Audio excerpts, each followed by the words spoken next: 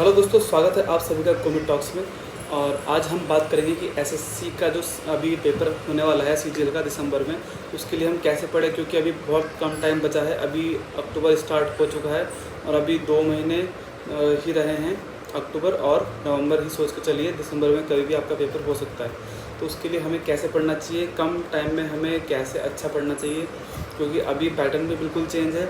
और जो लोग पहले से तैयारी कर रहे हैं उनको भी अपनी स्ट्रेटजी चेंज करनी होगी, क्योंकि वो जो पहले इंग्लिश और मैथ पढ़ते थे और मैथ इतना डीप में पढ़ते थे, अब उसका उनको वैसा बेनिफिट उसका मिलेगा, लेकिन साथ ही में जीएस भी पढ़ना होगा। तो इसलिए सबके ऊपर आपको ध्यान देना होगा। ऐसे नहीं कि आप सिर्फ एक सब्जेक्ट पे फोकस करके आप चले जाएँ। और साथ ही साथ आपको टाइपिंग भी करना होगा और आपका कंप्यूटर का भी टेस्ट होगा, तो आपको उसके लिए भी उसका बेसिक आपको पढ़ना होगा। तो चलिए शुरू करते हैं और देखते हैं कि क्या स्ट्रेटजी आपकी रहनी चाहिए एसएससी सीजीएल 2022 के पेपर के लिए।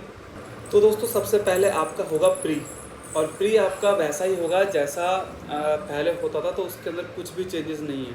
तो इसलिए आपको उसके अंदर इतना कुछ उसकी अलग तैयारी करने की आपको उसकी ज़रूरत नहीं है। और आप चाहें तो मेंस के लिए अभी आप जो कंप्यूटर आएगा और टाइपिंग है उसको आप अभी स्किप कर सकते हैं, कि आप उसके ऊपर अभी गौर ना करें। आपको अभी सिर्फ मैथ, रीजनिंग, इंग्लिश और जीएस ही पढ़ना होगा। और अगर आपको और कंपटीशन अभी वैसे हाई है, लेकिन अभी आप देखें तो इस बार हो सकता है कि कट ऑफ थोड़ी कम जाए, क्योंकि कट ऑफ कम जाने का रीज़न ये रहेगा क्योंकि आगे जो टाइपिंग है उसके अंदर भी बहुत सारे बच्चे कम होंगे, और जो सेक्शन वाइज कट ऑफ है तो इस चक्कर में भी बच्चे बहुत उसमें छटेंगे। तो इस चक्कर में आप देख सकते हैं कि इस बार कट ऑफ कम जाएगी, और पिछली बार से देखना इस बार कम ही जाएगी कट ऑफ। तो ये रहेगा। तो आपको पढ़ना कैसे है, अगर आप पहले से तैयारी कर रहे हैं तो आपको रीजनिंग तो पढ़ने की ज़रूरत नहीं है। आप रीजनिंग अभी बिल्कुल भी ना पढ़ें, रीजनिंग पे आपको बिल्कुल फोकस अभी नहीं करना है, आप उसको अभी आप छोड़ दीजिए, ठीक है। उसके बाद आपको पढ़ना है, जैसे अब बचे हैं 3 सब्जेक्ट, मैथ, जीएस और इंग्लिश। तो आपको मैथ के लिए क्या करना है, क्योंकि देखिए इस बार उसमें बहुत जो सिलेबस है उसमें लिखा हुआ है कि इजी आएगा। इजी उसमें लिखा हुआ है कि इजी है, 2-3 जगह पे उसमें लिखा हुआ है कि इजी है ना, कि नॉर्मल सिंपल प्रॉब्लम्स ऐसे उसमें लिखा हुआ है।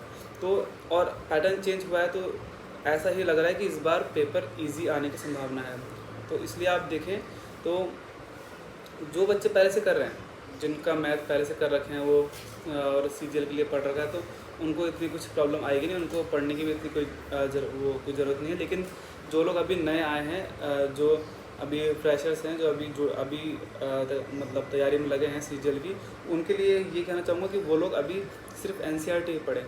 9th-10th या 8th-9th-10th ये आप पढ़ लीजिए, क्योंकि बेसिक उससे आपका क्लियर हो जाएगा। और कंसेप्ट वाइज आएंगे क्वेश्चन, जो आपका अगर आपके कंसेप्ट क्लियर हैं तो आप उससे बहुत क्वेश्चन कर देंगे। तो ऐसे क्वेश्चन आएंगे थोड़ा घुमा फिरा के, सिंपल हुई प्रॉब्लम थोड़ा घुमा फिरा के आएगी, तो वो आपकी चीज़ें आएगी। और कैलकुलेशन इजी हो उसके लिए आप अच्छे से टेबल याद कर लीजिए, है ना, 30 तक की टेबल और बाकी स्क्वायर रूट्स ये सब आप याद कर लीजिए, ताकि आपकी कैलकुलेशन थोड़ी फास्ट हो, आपको थोड़ा उसमें कम टाइम लगे। क्योंकि 1 घंटे का टाइम है और आपको 4 सब्जेक्ट करने हैं, तो थोड़ा सा आपको स्पीड उसमें रखनी होगी।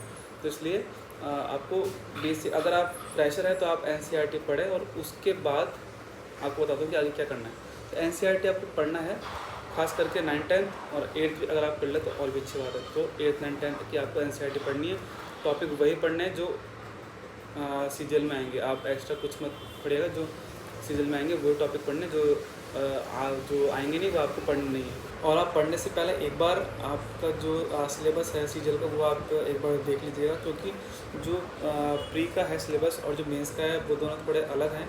क्योंकि प्री के अंदर सिंपल थोड़ा आएगा, उसमें सिलेबस भी थोड़ा कम है और इसमें सिंपल प्रॉब्लम्स आएगी। और जो मेंस है उसके अंदर थोड़ा सा सिलेबस उसका बड़ा है, और उसके अंदर स्टैटिक्स और प्रोबेबिलिटी भी उसमें थोड़ी ऐड कर दिए, तो थोड़ा सा उसका सिलेबस थोड़ा वाइड है। और जो प्री है उसका थोड़ा कम है सिलेबस, तो उस सिलेबस के हिसाब से पढ़ना। ऐसा नहीं कि आप उसमें थोड़ा ज़्यादा पढ़ लें और थोड़ा टाइम वेस्ट कर लें, तो ऐसा नहीं करना। थोड़ा क्वेश्चन थोड़ा घुमा फिरा के थोड़ा ऐसे आ सकता है डीप में, लेकिन वैसे कुछ नहीं आएगा। तो आप और जो प्रीवियस ईयर है वो आप करेंगे तो आपकी प्रैक्टिस अच्छी हो जाएगी। उसके अलावा आपको फिर आता है इंग्लिश के लिए देखो, मैं जैसे जो इंग्लिश मीडियम के लोग हैं और हिंदी मीडियम वालों की ग्रामर अच्छी होती है, हाँ, और इंग्लिश मीडियम वालों की वो लोग पढ़ते रहते तो उनको सेंटेंस अपने आप पता चलता है कि इसमें क्या गलती है एरर को ढूंढने के लिए, या वर्ड्स उनको नए नए उनको पता होते हैं कुछ वर्ड्स तो, या वो रिलेट कर पाते हैं। तो ये अगर आप अपने अंदर जगाना चाहते हैं वो चीज़, तो उसके लिए आपको डेली इंग्लिश में पढ़ना है कुछ ना कुछ। या आप मान लीजिए अगर आप न्यूज़पेपर पढ़ते हैं तो आपकी उससे करंट अफेयर भी अच्छी होगी, और आपका इंग्लिश जो है ना, अगर आप देखेंगे इंग्लिश के वर्ड तो आपको अपने आप पता चलेगा कि इसके अंदर गलती है। क्योंकि अगर आप रोज़ वो चीज़ पढ़ रहे हैं कि इसके बाद यही आता है, तो आपको पता चलेगा कि हाँ यार ये गलती है इसके अंदर। क्योंकि अब जैसे हिंदी आप पढ़ते हैं, कुछ कोई गलत बोलता है, अब जैसे कोई जिनकी प्योर हिंदी नहीं है तो वो लोग अलग बोलते हैं, तो आपको पता चलता है कि इनकी हिंदी शुद्ध नहीं है। तो ऐसे ही है, अगर आप इंग्लिश अगर आप रेगुलर पढ़ेंगे तो आपको ये नहीं, अगर आपका पढ़ा हुआ है वो ठीक है, लेकिन ग्रामर आप पढ़ने से ज़्यादा उसको इम्प्लीमेंट करेंगे तो आपको ज़्यादा उसका बेनिफिट होगा। क्योंकि आपने पढ़ लिया लेकिन आपको उसका यूज़ करना ही नहीं आएगा। क्योंकि अब जैसे आपके सामने क्वेश्चन आया तो आपको सोचना पड़ेगा कि इसमें क्या मेथड लगेगा, या हो सकता है कि आप ना भूल जाए कि इसमें कौन सा रूल था, आपको उसमें ढूंढने में दिक्कत हो। लेकिन अब जो रेगुलर पढ़ रहे हैं ना, उनको वो पढ़ते पढ़ते समझ अब वो आ जाता है कि हाँ इसके अंदर थोड़ा गलत लग रहा है, और अगर उनका रूल पढ़ा है तो उनको फिर वो क्लिक होता है माइंड में कि हाँ यार ये रूल इसमें गलत है। तो ये चीज़ है कि आपको वो पढ़ने में ही थोड़ा अलग लगेगा। तो इसलिए रेगुलर आप थोड़ा थोड़ा पढ़ते रहिए, ऑनलाइन पढ़िए, ऑफलाइन पढ़िए, जो जैसा आपको पढ़ना है, लेकिन थोड़ा थोड़ा इंग्लिश का पढ़ते रहिए रोज़ का। और हो सके तो देखो जो हिंदी मीडियम के भी है, मैं उनको भी बोलूँगा कि आप इंग्लिश में ही आपका पेपर दें। और क्योंकि देखो इंग्लिश तो इंग्लिश में ही आएगी, और बाकी भी अगर आप इंग्लिश में पढ़ेंगे तो एक तो आपको नए नए वर्ड मिलेंगे, जो वर्ड आपके इंग्लिश कॉम्प्रिहेंसिव में उसमें आ सकते हैं, तो वो आपको वर्ड मिलेंगे, तो उससे आपकी वोकेबलरी भी अच्छी होगी। और अगर आप इंग्लिश में कुछ ही पढ़ेंगे, जैसे आपको हिस्ट्री, केमिस्ट्री ये सब भी आप इंग्लिश में पढ़ रहे हैं, तो आपको वो सेंटेंस जो है ना वो आप इंग्लिश में पढ़ेंगे तो आपको उसकी गलतियाँ आपको ढूंढने में ईजी रहेगा। क्योंकि अब जैसे हमारी अभी जैसे मेरी मदर टंग हिंदी है, तो अब हिंदी में कुछ गलती होती है तो इजीली मिल जाती है। तो ऐसे ही अगर आप इंग्लिश पढ़ते रहेंगे तो आपको वो गलतियाँ ढूंढना आसान रहेगा, और वोकेबलरी भी आपकी अच्छी होगी। तो इसलिए जो हिंदी मीडियम के भी छात्र हैं, मैं उनको ही बोलूँगा कि वो भी इंग्लिश में ही पेपर सॉल्व करने की कोशिश करें तो अच्छा रहेगा। क्योंकि देखो मैथ जो आती है थोड़ा वो समझने में दिक्कत आती है। एक बार आप इंग्लिश में पढ़िए, अगर फिर भी नहीं आता तो फिर उसको आप हिंदी में करिए। क्योंकि अभी अगर आप पूरा पढ़ेंगे सारे रूल्स और पूरी ग्रामर, तो उसमें आपको बहुत टाइम वेस्ट होगा। तो मैं चाहता हूँ कि वो आप टाइम वेस्ट ना करें, आप सीधा रेगुलर रोज़ पढ़ते रहिए, और इंग्लिश का आपका यही है। और आप जो आपकी वोकेबलरी है, जो वन वर्ड हैं, वो आप रोज़ के याद कीजिए। रोज़ के आपको याद करना है, आपको जितना कंफर्टेबल होता है उतना कीजिए। रोज़ के 5 वोकेबलरी, 5 एंटोनिम, सिनोनिम और 5 वन वर्ड ऐसे कर लीजिए, या फिर 10-10, 15-20 जो अभी आपको कंफर्टेबल लगे आप उस हिसाब से आपका करिए। क्योंकि ग्रामर बस मत पढ़िए, मैं ये बोल रहा हूँ कि ग्रामर ना पढ़िए, आपको वोकेबलरी आपको पढ़नी है, वो उससे आपको बहुत बेनिफिट होगा। उसके अलावा आपका देखिए मैथ एनसीईआरटी, इंग्लिश के लिए मैंने आपको बताया, और फिर बचा है जीएस। तो जीएस के लिए देखिए मैं क्या करता हूँ अभी, क्योंकि अभी जैसे मेरे पास अभी मेरे नोट्स नहीं है, तो मैं क्या करता हूँ ऑनलाइन मैं सर्च करता हूँ, तो मुझे शॉर्ट नोट्स मिल जाते हैं। तो आपको वही करना है कि शॉर्ट नोट्स आपको है ना ढूंढना है। जीएस में अभी जैसे आप जैसे केमिस्ट्री लीजिए, तो केमिस्ट्री का short notes of chemistry for SSC CGL, आपको बहुत छोटे उसमें आपको शॉर्ट नोट्स मिल जाएंगे। और अभी जैसे मैंने पॉलिटी का ढूंढा था तो बाइजू पे मेरे को ना मिल गया था, वो 17 पेज के अंदर पूरी उसमें पॉलिटी ख़त्म है, उसमें 17 पेज में सब कुछ आ गया। तो ऐसे आप ढूंढिए, आप उसको कोई जितना छोटा होगा आपके अब जैसे अगर आपका कम टारगेट है तो आप उसको जल्दी अचीव कर लेते हैं, फिर आप वो उसको दोबारा पढ़ सकते हैं। अगर आपने वो पढ़ लिया, आप थोड़ा एक्स्ट्रा भी आप है ना पढ़ सकते हैं, है ना। और तो आपको ये सब चीज़ें करनी है। केमिस्ट्री का भी देखिए, हिस्ट्री जो भी आपका सबके शॉर्ट नोट्स आप देखिए, वो आपको मिल जाएंगे, और वो आपकी ईजीली हो जाएंगे। तो आप ये मान के चलिए आपको 20 दिन में आपको ये सब काम करना है। 20 दिन आप टारगेट लेकर चलिए कि आपको एनसीईआरटी भी पढ़नी है, और आपको ये शॉर्ट नोट्स जो हैं ये भी आपको कंप्लीट करना है 20 दिन के अंदर। 20 दिन तक आप चाहे से टेस्ट ना दीजिए, अगर आपको देना है तो भी तो आप संडे को या वीक में आप एक दिन आप टेस्ट दे सकते हैं। तो ये आपको करना है। जो फ्रेशर्स है उनके लिए खासकर है कि वो लोग 20 दिन तो ये पढ़ लीजिए, ताकि आपका बेसिक क्लियर होगा, आपको क्या सिलेबस में आ रहा है। उसके लिए आप मान लीजिए आधी लड़ाई आपने पार कर ली, ये है। उसके बाद आपको फिर आता है 20 दिन बाद में आपको टेस्ट देना स्टार्ट करना है। सिलेबस पूरा ये जो मैंने बताया वो आप पढ़ के आपको टेस्ट देना स्टार्ट करना है। इंग्लिश आपकी वॉकअप चलते रहिए, वो कोई दिक्कत नहीं है। और आपका अगर कंप्लीट होता भी नहीं है ना आपका सिलेबस, तो भी आपको टेस्ट फिर रेगुलर देना है। रेगुलर मीन्स एक दिन छोड़ के एक दिन, अल्टरनेट डेज आपको टेस्ट देना है। एक दिन आपको टेस्ट देना है और अगले दिन उसको आराम से एनालिसिस करना है। एनालिसिस के अंदर आप उसको 2 घंटा 3 घंटा 4 घंटा जितना आपको लगाना है, लेकिन अच्छे से एनालिसिस। मतलब कैसे, देखिए आप पहले तो सबसे पहले टेस्ट सीरीज़ लीजिए, किसी की भी आपको लेनी हो वो आप लीजिए। उसके बाद में आपने पेपर दिया, पेपर 1 घंटे का हुआ पेपर, उसके बाद में एनालिसिस करना है। तो एनालिसिस में आपको नीचे उसमें दिया होता है उसकी डिटेल, वो आपको अच्छे से पढ़नी है। इंग्लिश है तो उसमें आपको वोकेबलरी के मीनिंग्स होंगे, कौन सी एरर है, जो एरर उसमें हुई है वो एरर किस बेसिस पे हुई है, वो भी आपको उसके अंदर पता चलेगा। तो वो अब जैसे आपने एक बार कर लिया, अब इंसान एक गलती करता है वो उससे सीखता है। तो आपने वो गलती की, आप उससे ना सीखेंगे कि हाँ यार ये गलती हुई है, अगली बार से ये मैं रखूँगा ध्यान। तो वो माइंड, कोई गलती होती है तो वो आपको माइंड में रहेगी यार। अगर आप वही चीज़ अगर आप ग्रामर से पढ़ते रहेंगे वो आप भूल भी सकते हैं, क्योंकि क्वेश्चन देखिए वो ही सेम आते हैं, क्वेश्चन फिक्स है, उसी बेसिस पे आते हैं। तो अगर आपने फिक्स किया, अगर आप वही बार बार रिपीट कर रहे हैं तो आपको वो चीज़ रट जाएगी, याद को आपको खुद है कि हाँ हमेशा ये गलती होगी तो ये ऐसा आएगा। तो ये है, आपको फिर टेस्ट देना है, उसको अच्छे से एनालिसिस करना है। जैसे जीएस है, इसके अंदर आपने पढ़ा, कोई भी आपने टॉपिक पढ़ा, उसका जैसे हिस्ट्री है कि मुग़ल साम्राज्य के बारे में कोई भी उसका आ गया, तो नीचे आपके एनालिसिस के अंदर पूरा उसके बारे में दिया होगा, हर एक राजा उसने क्या क्या किया, उसका इंपॉर्टेंट उसके बारे में क्या है, वो आपको सब चीज़ उसमें आ जाएगा। और केमिस्ट्री है, केमिस्ट्री में कोई विटामिन आ गया कि विटामिन सी की कमी से कौन सा रोग होता है, उसमें आप अगर नीचे देखेंगे एनालिसिस में तो आपको सारे विटामिन के उसमें दिए जाएंगे कि कौन कौन से किस किस से होते रोग। तो आपको ज़्यादा उसमें पढ़ने की ज़रूरत नहीं है, शॉर्ट नोट से पढ़िए और फिर आप ऐसे दीजिए। और जो जो आपको लगता है इम्पोर्टेंट है उसको आप लिख भी सकते हैं, और वरना उससे मार्क का भी ऑप्शन आता है, उसको आप मार्क कर सकते हैं। और आपको जब वो रिपीट होंगे ना, अब जैसे आपने अभी दिया पेपर, उसमें जो क्वेश्चन आया जैसे विटामिन सी से आ गया, अगला आप अगर पेपर देंगे उसके अंदर विटामिन ए से रिलेटेड आएगा, तो वो आप उससे फिर कर देंगे। अगर आपने उसको एनालिसिस अगर आपने ढंग से उसको करा है ना अच्छे से, तो आप वो क्वेश्चन कर देंगे। तो आपको ऐसा आपको दिखेगा कि आपका इम्प्रूवमेंट हो रहा है।